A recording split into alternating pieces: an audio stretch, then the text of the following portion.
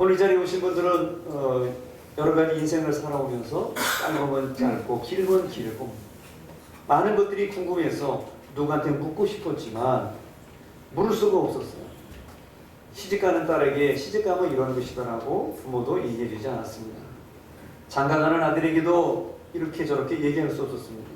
할머니 할아버지가 손자 손녀를 대놓고 인생이란 이런 것이니까 너는 이런 것을 조심하면서 이렇게 살아라고 일부러 가르쳐준 것도 없습니다. 네, 인생은 그 누구도 장담할 수 없고 인생에 어떤 일이 터질지 모르기 때문에 누구도 우리에게 살아본 인생을 가르쳐준 사람은 한 사람도 없습니다. 그리고 알고 살아가는 사람도 없습니다. 그래서 우리는 인생을 살면서 참 궁금한 것이 많다 그런 생각이 들었어요. 오늘 여기 보시는 제목에도 인생의 의문점.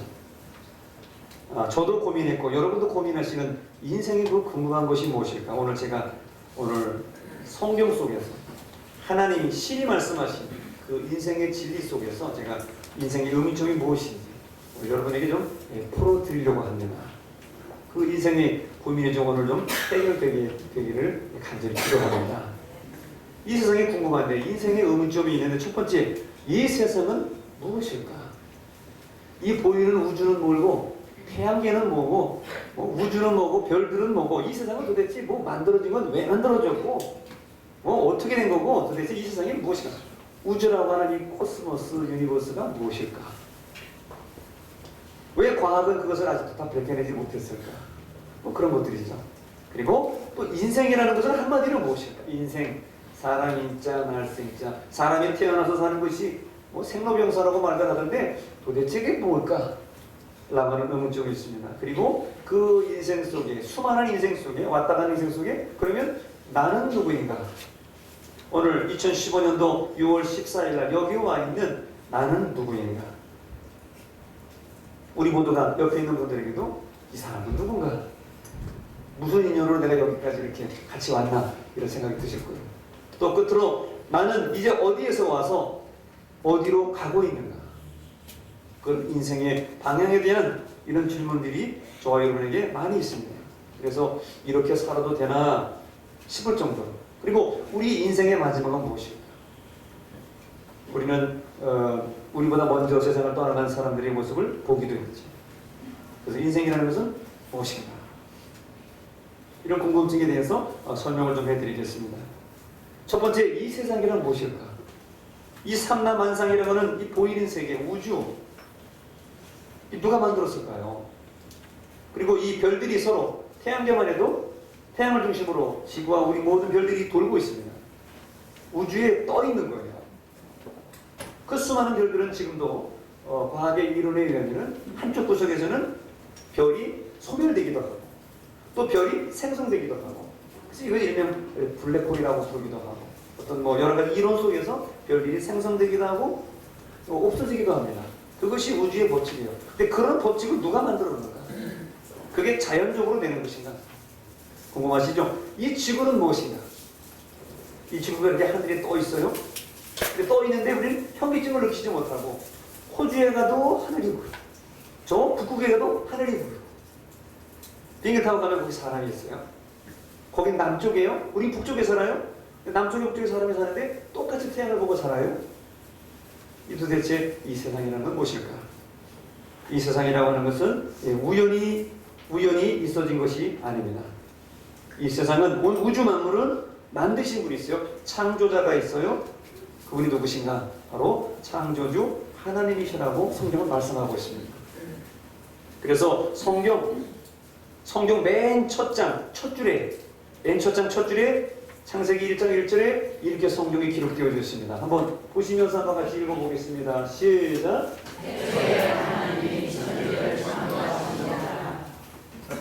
이 세상이 우연히 창조된 게 아니구나. 누가 만드신 분이 있는데 그분이 바로 창조주 하나님이시라고 말씀하고 있습니다. 그래서 창세기 1장 1절에 세상의 어떤 책에도 어떠한 교리서에도 어떠한 종교서적에도 없는 이 말씀이 이 성경책 맨 앞에 맨 앞줄에 기록되어 있습니다. 저것을 믿고 알게 되는 순간부터 우리 인생의 절반은 해결된 겁니다. 우리가 누가 만들어 놓은 신께서 하나님께서 만들어 놓은 이 우주와 세계 지구 속에 우리는 여기 지금 와 있다는 사실을 우리는 발견하게 됩니다. 저것만 알아도 인생의 문제는 반이 해결된 것입니다. 지금도 우주는 질서와 법칙에 의해서 로와 룰이라고 하는 법칙과 질서에 의해서 지금도 운행되어져 있습니다. 그건 사람이 만든 게 아니에요. 그것은 하나님께서, 창조주 하나님께서, 신께서 만드신 거예요. 사람이 만든 게 아니에요. 이 질서를 만드신 하나님이 오늘 여러분에게 먼저 계시다는 사실을 여러분이 알고 계시다면, 인정하신다면 여기서부터는 이제 궁금증과 우리의 모든 의문점이 쉽게 풀리게 되어 있습니다. 두 번째로 인생이라는 것이 무엇인가? 이 라이프라고 하는 게 뭘까? 여러분 이 세상에 왜 태어났어요? 누가 여러분을 낳았어요? 우리 어머니 아버지가 우리를 낳았죠? 왜 낳았어요? 라고 물어보면 사실 어려워요. 근데 인생이라는 게 무엇일까? 우리 인생은 하나님께서, 창조주 하나님께서 우리 인생을 만드셨어요. 특별히 처음에 남자와 여자로 만들었다고 했어요. 그리고 사람을 만들 때 흙으로 만들었다고 했어요. 우리가 이 몸이 흙에서 왔기 때문에 죽으면 장사진에서 흙으로 돌아가요. 물론 지금 화장을 하지만 그것도 결국은 산화되니까 흙으로 돌아가는 거예요. 그리고 남자와 여자를 만드시고 에덴 동산이라고 하는 천국 같은 동네에 우리 사람들을 하나님이 살게 하셨어요. 근데 그 에덴 동산 천국 같은 것은 너무나 좋은 곳이었어요. 그리고 하나님께서 우리 사람들을 위해서 천지의 우리 모든 만물과 만상을 만드시고 그것을 누리면서 복받으면서 살아가고 이렇게 우리 사람들에게 천지를 만들어 주셨어요. 그리고 우리로 하여금 이 땅에 살면서 생육하고 번성해서 땅에 충만하고 이렇게 멋있게 행복하게 살아가라고 우리를 만들어 주셨어요. 맨 처음 사람을 만들 때 그 맨 처음 사람이 바로 아담과 하와라고 하는 그러한 남자 여자입니다. 근데 이 아담과 하와가 에덴 동산이라고 하는 천국 같은 동산에서 살고 있었는데 거기에 많은 짐승들과 여러 종류의 곤충도 있었고 여러 식물도 있었는데 그 중에 뱀이라고 하는 일명 사탄이라고 하는 뱀이 사람에게 찾아와서 유혹을 하기 시작했습니다. 그러면서 그 천국 동산 안에 가장 중앙에 있는 것 중에서 아주 먹음직하고 보암직하고 있음직한 선악과라고 하는, 선악을 알게 하는 나무에게 데려가가지고 야, 이게 선악과라고 하는 건데 이거 한번 따먹어봐. 이거 따먹으면은 내가 지혜롭게 하고 또 영화롭게 하고 선악을 알아서 하나님처럼 돼. 그렇게 뱀이 유혹을 하는 거예요. 근데 맨 처음에는 안 따먹으려고 그랬어요. 하나님이 이거 따먹으면 죽는다고 그랬어. 근데 뱀이 자꾸 꼬시는 거예요.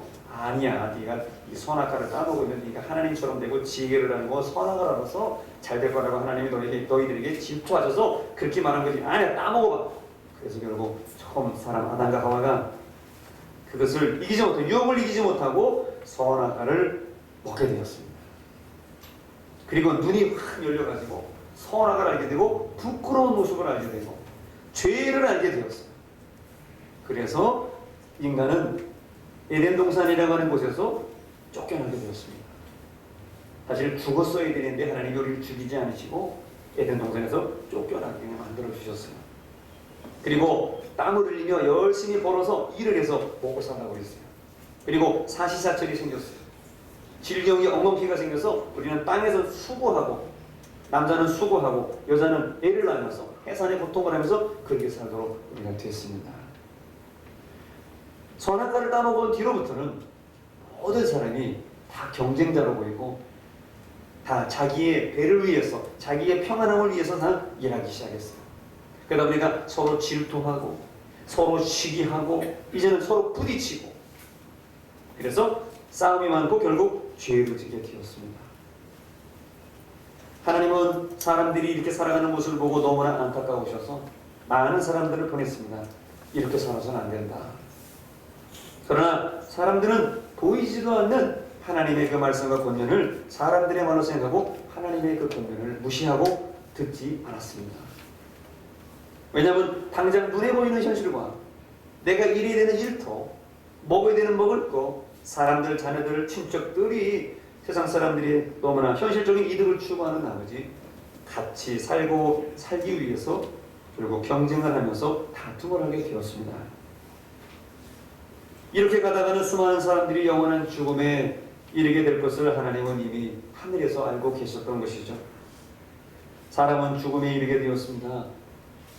하나님께서는 자신이 만드신 사람들을 살릴 최후의 방법을 생각해 내셨습니다.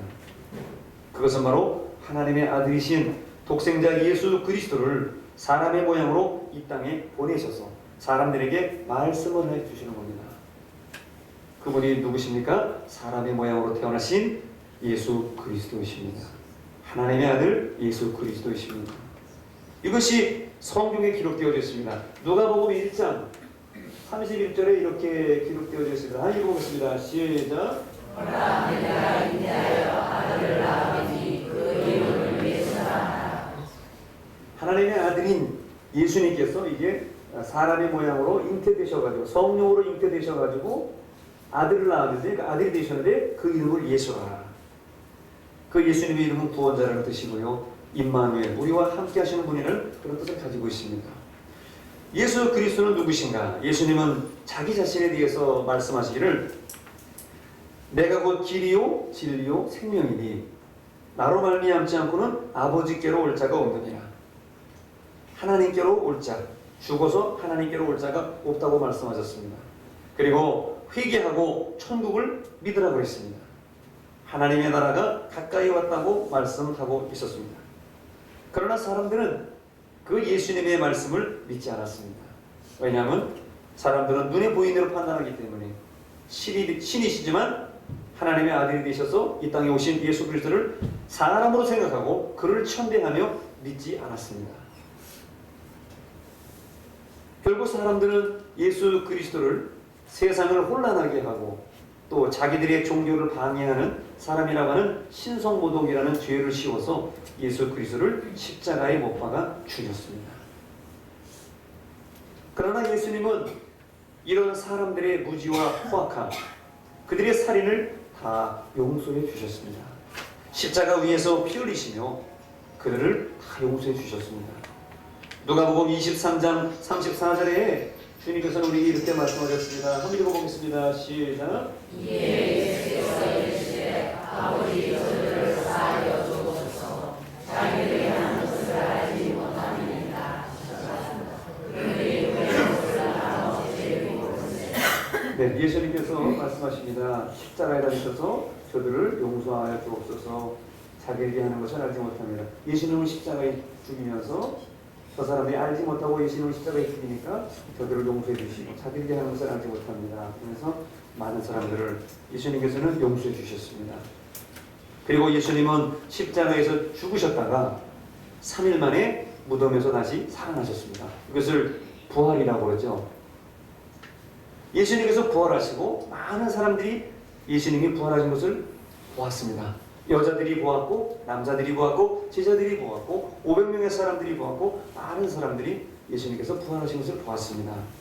그리고 그 부활하신 예수님을 본 사람들이 전해준 소식을 바로 우리는 복음이라고 합니다. 굿뉴스, 가스펠이라고 하는 복음이라고 합니다.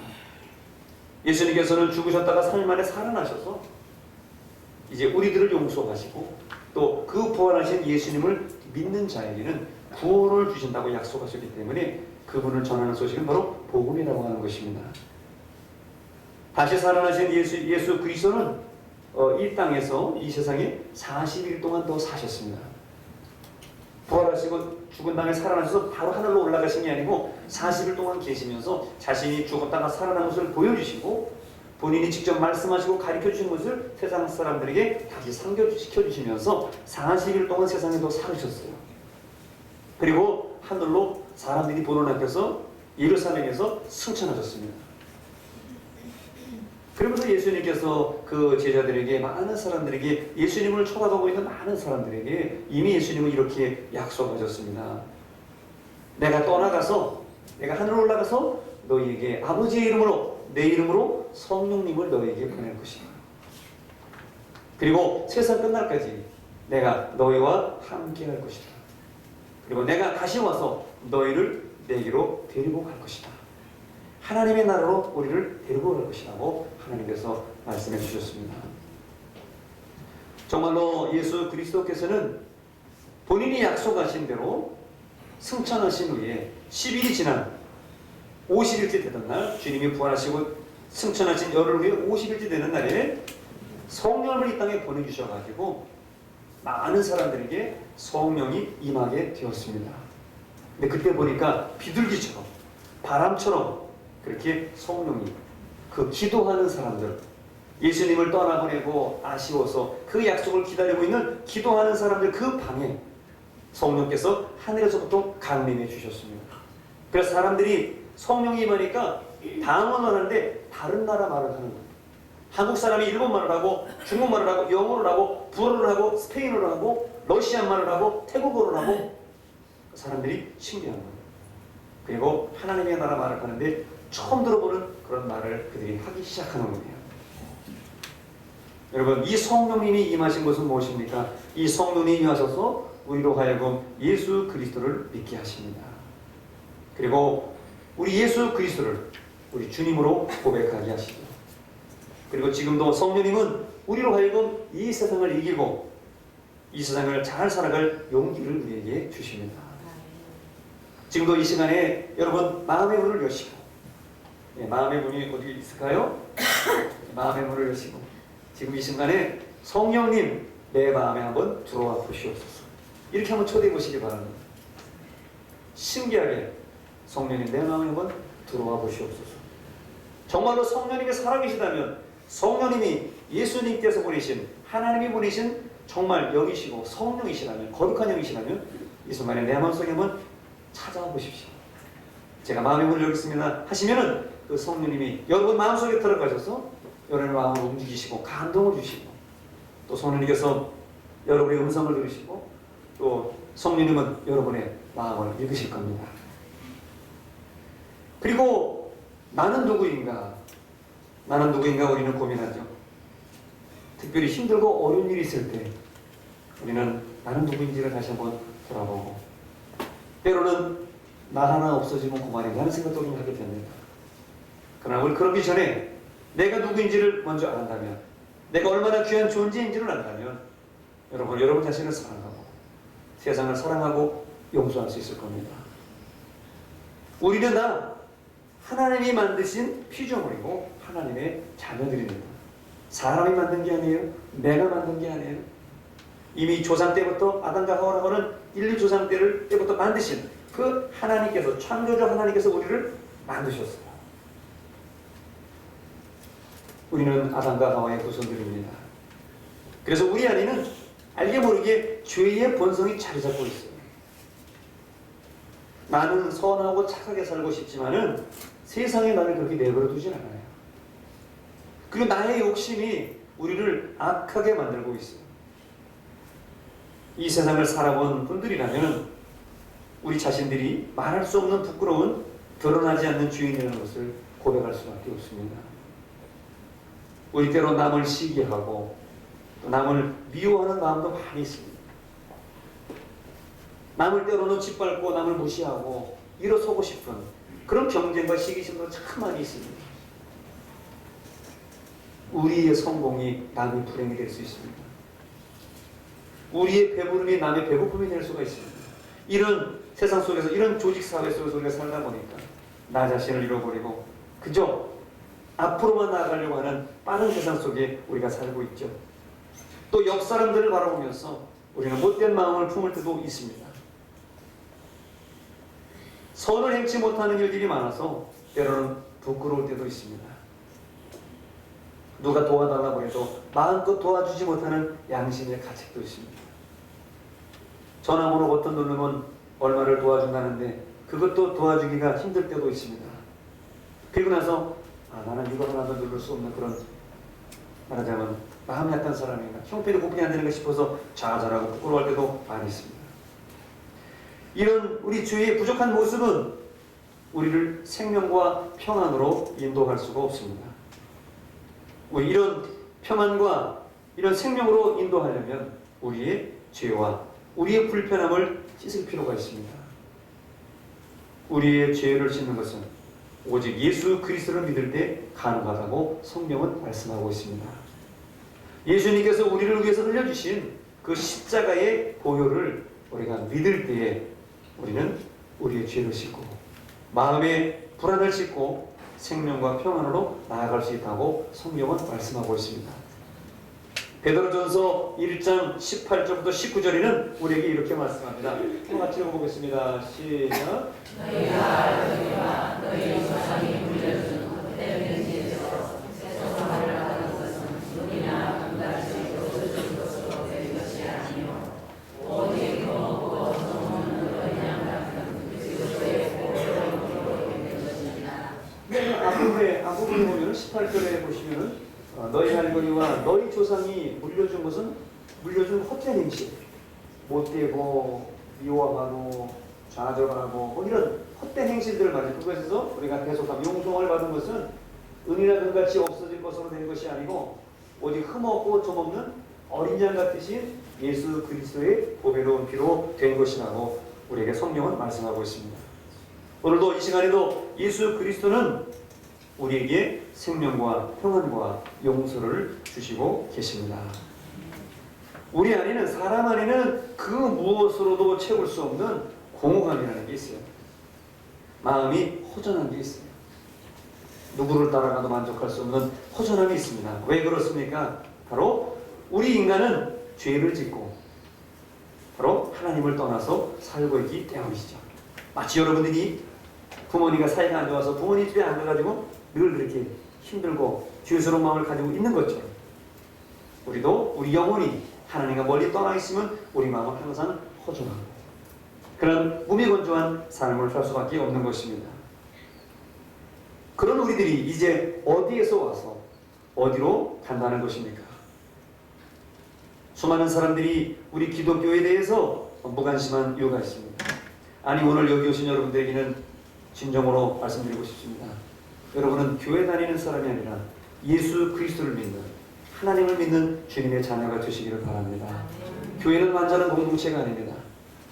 저도 마찬가지고 우리 모두가 교회 안에서 우리가 예배를 드리고 하나님을 믿는 그런 장소인 것이지, 우리는 교회를 다니려고 하는 사람이 아니라 교회 안에서 예수 그리스도를, 창조주 하나님 아버지를 믿고 그런 신앙생활을 하기 위해서 우리는 살아가는 사람들인 것입니다.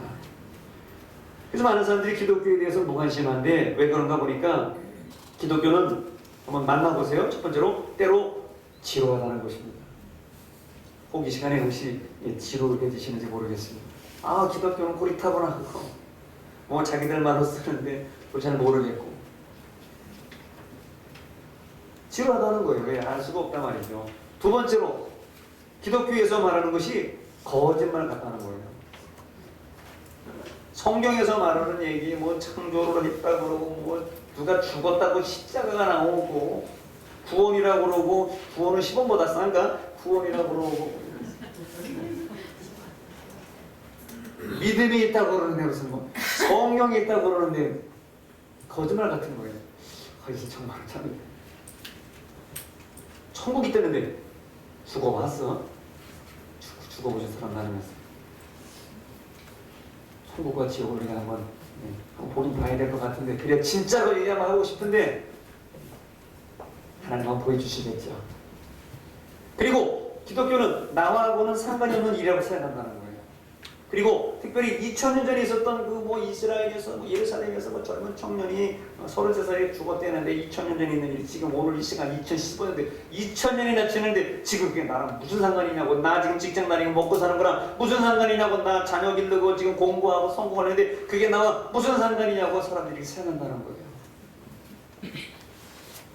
그러면서도 사람들은 인생의 의미와 참 목적을 찾고 추구하고자 수많은 사람들이 노력했음을 우리는 보게 됩니다. 대표적인 한 사람을 여러분에게 오늘 소개해 드리고자 합니다. 여러분이 고민했던 것을 먼저 고민한 사람이 있습니다. 140년 전에. 대표적으로 전쟁과 평화, 안나, 까레리나 같은 위대한 그런 작품을 쓴 레오 톨스토이라는 사람이 있습니다. 아마 한 번쯤 다 들어보셨을 겁니다. 러시아의 유명한 대작가 레오 톨스토이가 있습니다.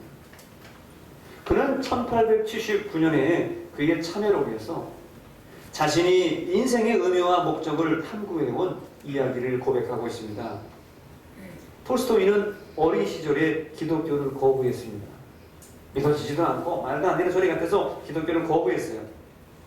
그는 젊은 시절에 대학을 졸업하고 먼저 인생에서 얻을 수 있는 최대한의 쾌락을 얻고자 했습니다. 즐겨보자는 거죠. 인생 어차피 짧은 인생 즐겨보자는 거죠. 그래서 그는 모스크바와 상트페테르부르크에서 사교계에 진출해가지고 엄청난 술을 마시면서 즐기며 살았습니다. 부어라 마셔라 하고 살았습니다. 그리고 난잡한 사생활과 도박을 했습니다. 방탕한 생활을 한 거죠. 그런데 그 술과 방탕한 생활 속에는 도대체 만족이라는 게 없었어요. 오늘 술을 먹으면 행복할 줄 알았더니 그게 아니었어요. 다음으로 그는 돈이라고 하는 돈 버는 일에 매진하게 되었습니다. 자신이 쓴 소설, 자신이 쓴 책으로 파니까 인세가 들어와가지고 많은 돈을 벌었어요. 그러나 그 돈을 많이 벌어도 그는 만족할 수 없었어요. 다음으로 그는 성공과 명예, 사회적 지위를 추구합니다. 야, 성공하고 남에게 대접받고 사회적 지위를 얻으면 되겠지. 그렇게 생각합니다. 그는 여러 가지 책을 쓰고 작품을 쓰고 돈을 많이 벌어서 브리테니커 사전에도 등재되는 그런 사람이 되었습니다. 레오 톨스토이, 세계에 남을 만한 걸작품을 써서 위대한 작가였던 사람 톨스토이, 브리테니커 사전에 등재되었지만 톨스토이는 질문합니다. 그래, 나 브리테니커 사전에 이름이 등재된 사람이야. 그래, 좋아. 그래서 어쩌란 말이야. 스스로에게 이렇게 자문하게 이르니까 결국 아무런 해답과 만족을 얻을 수가 없었습니다. 마지막으로 찾은 게 무엇입니까? 여러분들처럼 가정에서 큰 기대를 하기 시작합니다. 세상의 모든 사람은 다 버리고 내가 세상에 다 기대하지 않지만 나는 마지막 우리 가정에 한번 기대를 하고 가정에 기대를 겁니다. 그는 1862년에 결혼해서 사랑스러운 아내와 13명의 자녀를 두었습니다.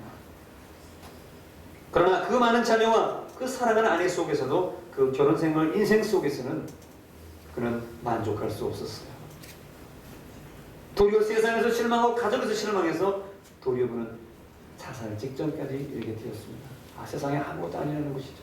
이 가까운 사람들에도 실망하니 나는 도저히 마지막 선택은 하나다. 왜요?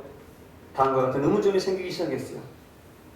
가정에까지 돌아오고 보니까 이제 남은 것은 죽음이 나를 기다리고 있으며 그 죽음을 피할 수 없다는 사실조차 없어지지 못하는데 내 삶에 다른 무엇이 어떠한 은혜가 있는가? 이런 생각을 하고 긴장이 되고 더 바짝 타오르는 거예요. 그래서 그는 마지막 신랄했던 희망을 찾고 그 답을 찾기 위해서 현대의 과학과 현대의 철학의 모든 분야를 연구하기 시작합니다. 과학 사이언스 좋잖아요. 피지컬 좋잖아요. 메디신 의학 좋잖아요. 그러나 과학이 말합니다. 무한한 시간과 공간 속에서 무한히 작은 입자들이 복잡하게 이리저리 움직이고 있다. 이게 세상이라는 거예요. 그렇게만 답해주는 거예요. 달라진 게 없었습니다. 공허감만 더 찾아오게 되었어요. 허무감만 더 찾아오게 되었어요. 그렇게 모든 것을 다 포기하고 있을 그 순간에 마침내 톨스토이는 인생의 마지막 해답을 찾게 되었습니다. 그것은 바로 자기 나라의 땅 러시아의 농부들이 기독교 신앙을 통해서 이 질문의 대답을 이미 알고 살아가고 있다는 거예요. 그들은 기독교의 신앙을 통해서 행복하게 살고 있다는 거예요. 그게 무엇입니까? 바로 예수 그리스도 안에서만 인생의 해답을 찾을 수 있다는 것을 알게 되었습니다. 여러분, 우리는 도대체 어디로 와서 이제 어디로 가고 있는 것입니까? 우리는 이 땅에 우연히 온 것이 아니라 하나님의 보내심을 받아 이 땅에 왔습니다. 이것을 깨달은 사람은 먼저 믿은 것뿐이고 아직 깨닫지 못한 분은 아직 늦게 믿은 것뿐입니다. 그 차이입니다. 하나님은 우리 모두를 공평하게 사랑하십니다. 차별하지 않으십니다. 물론 차이와 차별이 있다고 생각하는 사람도 있을 수 있지만 그런 분도 알고 보면 세상의 기준으로 봐서 그렇지. 건강한 사람이 오래 사는 것도 아니에요. 아픈 사람이 일찍 죽는 것도 아니에요. 돈 많은 사람이 행복한 것도 아니에요. 돈 없는 사람이 불행한 것도 아니에요. 아는 것이 행복한 것도 아니에요. 모르는 것이 불행한 것도 아니에요. 하나님이 볼 때는 우리가 다 거기서 보이에요. 하나님 보실 때 다 귀중한 사람들이에요. 인생은 한 번 왔다 가는 나그네라고 여러분 잘 알고 계시죠? 일장 춘몽이라고 그랬습니다. 안개와 같다고 그랬어요. 그러나 우리의 인생에 한 가지가 공통적으로 정확한 것이 하나 있으니 그것은 우리의 끝에는 죽음이 있다는 것입니다.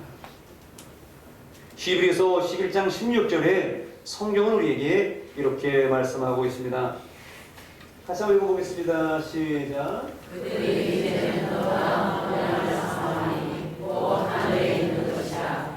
이러므로 하나님이 그들의 하나님이라 그들과 자신을 돌아가지 아니하시고 그들을 위하여 안성을 예비하셨느니라. 네. 성경책에 나오는 그 사람들이 이제는 더 나은 본향, 원래의 고향이죠. 그것을 사모하는데 그것은 하늘에 있는 곳이라고 했습니다.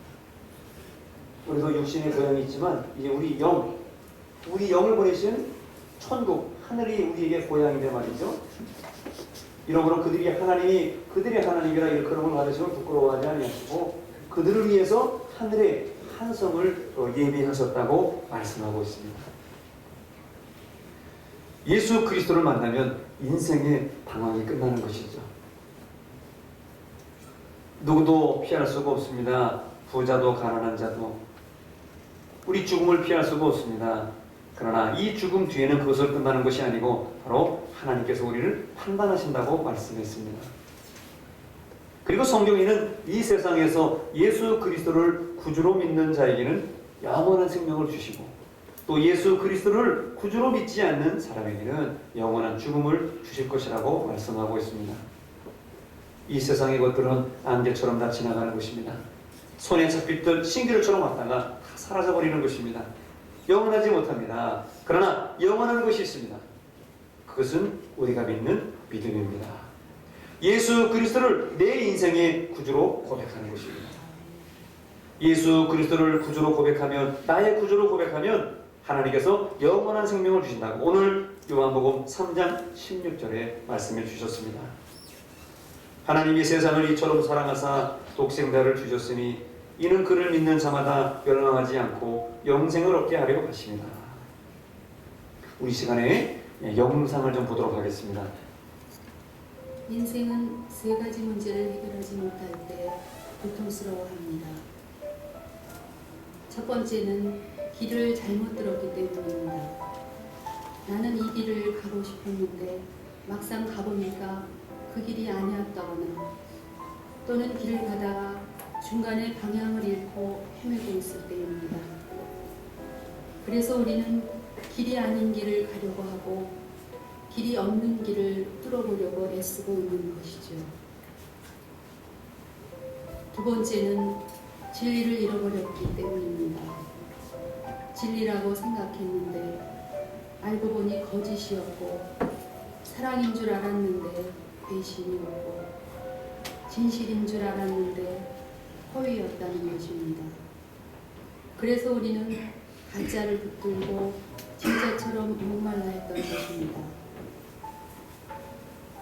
셋째는 생명을 잃어버렸기 때문입니다. 모양은 있는데 생명이 없고 형태는 있는데 열매는 없고 죽은 나무에 꽃이 피기를 기다리는 것입니다. 그런데 인생에 참 길과 진리와 생명이신 한 분이 있습니다. 그분을 만날 때 우리는 잃어버렸던 곳에서 등대를 발견하는 것이고 우리는 거짓과 허위 속에서 맹세로 살았던 자기 자신에게서 진실한 진리와 빛을 보는 것입니다. 뿐만 아니라 도저히 희망도 없고 도저히 더 이상 갈 길도 없었던 죽음 앞에서 생명을 발견하고 좋아하는 것입니다. 이분의 이름은 예수 그리스도입니다. 2000년 전에 마리아 품에서 태어났습니다. 갈릴리 해변에서 자랐습니다. 33년을 살았습니다. 그런데 너무나 비참하게 십자가에서 죽으셨습니다. 왜 그분이 당신의 삶에 길이요 진리요 생명이 되시는 줄 아십니까? 만약 그분이 죽었다면 그런 일을 못했을 것입니다. 그런데 그분이 다시 살아나셨거든요. 그때만 살아난 것이 아니라 지금까지도 살아계시거든요. 여러분, 이분을 만나보면 여러분의 인생이 변화될 것입니다. 안 보이던 길이 보이고요. 방황하던 여러분의 인생에 종지부를 찍게 될 것입니다. 삶이란 속도가 중요한 것이 아니라 방향이 중요합니다. 예수 그리스도를 가슴에 품고 마음에 모셔 보십시오. 기적을 경험하게 될 것입니다.